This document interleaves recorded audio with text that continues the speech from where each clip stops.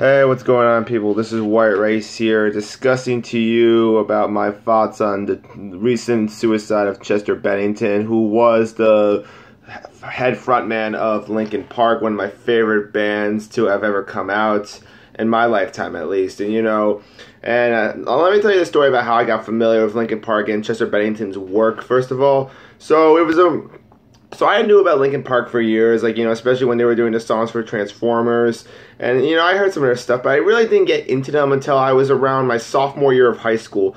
Now, around then, and from freshman year too, I was going in a fight with a pretty good friend of mine. And yeah, it was a fight that broke off our relationship, at least for some time. We're back together now, better than ever. But, at that time, I was feeling pretty angry. I felt pretty, I needed something I needed to find a band or an artist that could just really relate to me at that time. And I couldn't find anything else other than Linkin Park. And when I listened to them, I was like, holy crap, feels so relatable. And, it's so funny. I got so into Linkin Park that for a Christmas gift, my dad was going to take the two of us to go see Linkin Park in Mohegan Sun in January of 2015 for the Hunting Party tour. However, that never happened as Chester Bennington broke his leg at a show, I believe, in upstate New York it was. I think a few days earlier, so we never got to go see him. But he did say that, my dad did say this to me, if Linkin Park ever comes back around town, I will take you to go see him again. And what do you know, a couple years later, they released One More Light, which came out on May 19th of 2017. And, so I listened to the album, and, and it was okay. It wasn't fantastic like Hybrid Theory or Meteora, but it wasn't like, their worst album or anything like that. So yeah, I was pretty excited to go see him on August 5th, 2017 at Mohegan Sun, which is in Uncasville, Connecticut, and it's a casino, a Native American casino. And it's a pretty dope place to see shows, actually. I've seen a couple shows there. But anyhow, and I was pretty excited, and Linkin Park, I feel like, while they weren't the same band that they were originally back in the early 2000s, I feel like the direction they were going in was a pretty decent direction. But then when I found out about the news yesterday, or July 20th, 2017, and when I checked my Facebook, I was like, oof.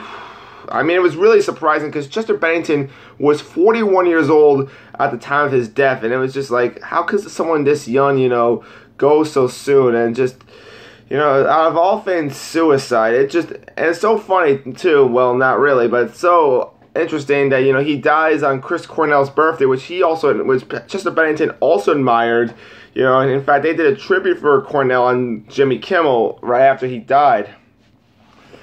So yeah, this was really depressing. And I mean, one of the rumors speculating around why Bennington killed himself was because of, the negative attention that One More Light was bringing, or with the way Linkin Park was going. I mean, I heard that their last show in Britain, they got booed off the stage.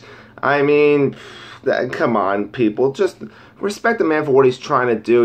He's trying to go in a different direction. I mean, I didn't necessarily wasn't 100% of a fan of it, but I could at least respect it. So yeah, Chester Bennington, you are going to be very missed, God bless you, and to your family, rest in peace, man.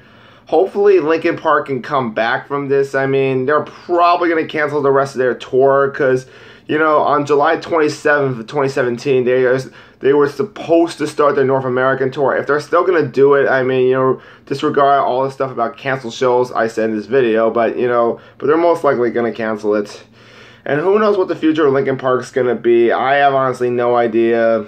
Hopefully they'll find someone to replace them, but it's like Queen. They're never going to find, a similar frontman like Chester Bennington. So, till again, this is where I sign off. And to all you Linkin Park fans out there and Chester Bennington fans out there, it's been rough. And rest in peace, Mr. Bennington. You will be missed.